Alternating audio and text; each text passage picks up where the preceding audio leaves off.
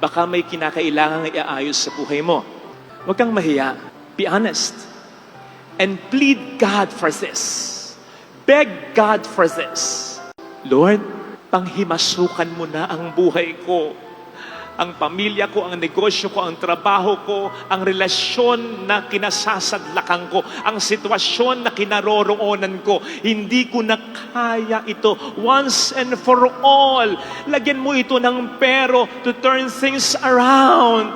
Baguhin mo, ayusin mo. Nagmamakaawa ako. Beg God for this. Ano kung masabihan din tayo ng Panginoon na hangal, katulad ng sinabi niya sa 2 disipulo sa Ebanghelyo. Ang ibig sabihin ng hangal, mayabang ka kasi, nagmamarunong ka kasi, o kaya, tanga ka kasi. Ano kung sabihan tayo ng Panginoon ng ganyan? Kung sa mahabang panahon ay gano'n naman talaga, naging hangal tayo sapagkat dumipende tayo sa ating sarili, sa iba, sa pera, sa kakayanan natin, hindi talaga natin kaya. Talagang darating ang punto na kakailanganin natin ang Panginoon. Ito na yun.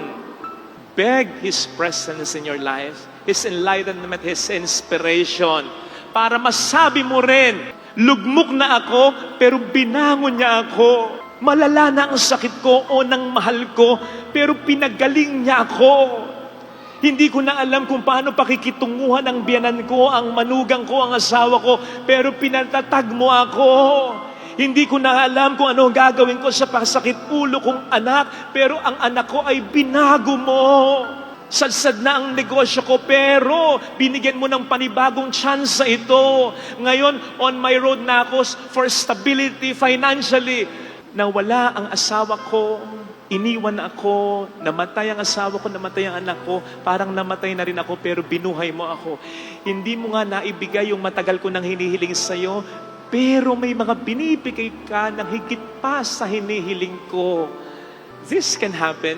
Basta, tulad ng 2 disipulo sa Ebanghelyo, pag sinabi natin sa Panginoon, manghimasok ka na sa buhay ko, hayaan mo siyang kumilos para ang buhay mo'y maiayos. Tingnan po ninyo yung detalye sa Ebanghelyo.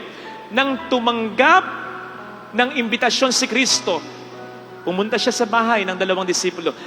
Isipin po ninyo, siya yung bisita. Dapat nakaupo siya at naghihintay. Pero parang siya yung umastang may-ari ng bahay. Siya yung kumuha ng tinapay, naghati ng tinapay at nagbigay. Ang ibig sabihin ng detalyeng ito, kapag gusto mo ang Diyos ang manghimasok sa buhay mo, let Him be in charge. Let Him call the shots. Hayaan mo siya. Hayaan mo siya. Huwag ka nang kukontra. At huwag ka na rin masyadong mag-alala. Actually, kaya ka masyadong nag-aalala, gusto mo pa rin kontrolin ang buhay mo eh. Hindi ko sinasabing huwag kang magpagamot. Hindi ko sinasabing huwag ka nang magtrabaho. Hindi ko sinasabing huwag ka nang kumilos. Ang sinasabi ko, magpagumot ka, kumilos ka, dumiskarte ka, but at the end of the day, magtiwala ka 100% na sa Lord, ikaw na ha, unang bahala. Sa gayon, ang sign na dapat na ganon, wala ka na dapat o konting-konti na lang ang iyong pag-alala. Kasi ibig sabihin, nag-aalala ka, may mga bagay pa rin na kinokontrol mo sa iyong buhay, nakadampi pa rin ang iyong mga kamay. Huwag! Because when you're like that, God will be like this. O sige, ikaw na. Mas magaling ka naman eh. Diskarte mo, sige.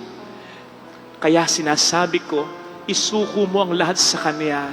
Sapagkat the moment you raise your hands like this, Lord, nagawa ko na yung parte ko. Ikaw naman. Doon siya mas kikilos sa iyong buhay. Para lagyan niya ng pero ang nangyayari sa buhay mo. Iwasan mong maglagay ng pero sa Lord, pero ganito, pero hayaan mo siya. Total naman napatunayan mo na wala kang magagawa kung wala siya. Ipagpasa Diyos mo nang talaga.